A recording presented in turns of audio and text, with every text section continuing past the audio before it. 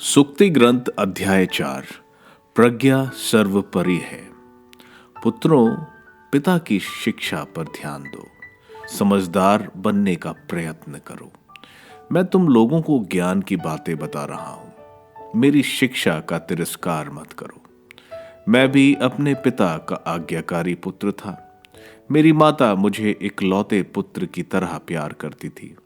मेरे पिता ने यह कहते हुए मुझे शिक्षा दी, सारे हृदय से मेरी शिक्षा अपनाओ, मेरी आज्ञाओं का पालन करो और तुम्हें जीवन प्राप्त होगा। प्रज्ञा और समझदारी प्राप्त करो।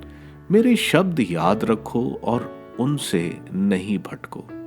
प्रज्ञा का परित्याग मत करो और वह तुम्हारी रक्षा करेगी। उसको प्यार करो और वह तुम्हारी देख रेख करेगी। सबसे पहले प्रज्ञा प्राप्त करो, किसी भी कीमत पर सद्बुद्धि प्राप्त करो। इसे संजोए रखो और वह तुम्हें महान बनाएगी।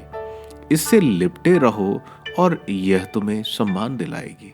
यह तुम्हारे कंठ में एक मनोहर माला डाल देगी और तुम्हें महिमा का किरीट प्रदान करेगी। पुत्र सुनो, मेरी बातों पर ध्यान दो और तुम्हारी आयु लंबी होगी।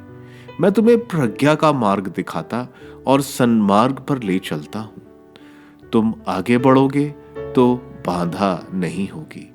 तुम दौड़ने लगोगे तो ठोकर नहीं खाओगे। इस शिक्षा को ग्रहण करो, इसे कभी मत छोड़ो। इसे संजोए रखो क्योंकि यह तुम्हारा जीवन है। दुष्टों के मार्ग में प्रवेश मत करो, कुकर्मियों के पथ पर मत चलो।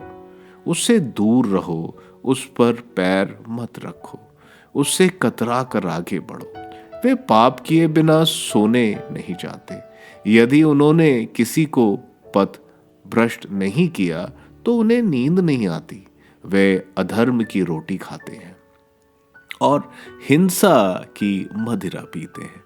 धर्मियों का मार्ग प्रभात के प्रकाश जैसा है, जो दोपहर तक क्रमशः बढ़ता जाता है, किंतु विधर्मियों का मार्ग अंधकार में है। उन्हें पता नहीं कि वे किस चीज से ठोकर खाएंगे।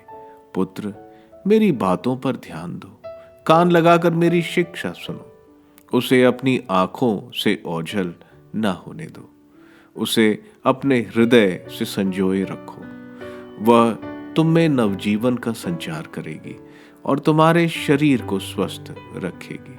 तुम बड़ी सावधानी से अपने हृदय की रक्षा करो, क्योंकि जीवन का स्रोत उससे फूटा करता है।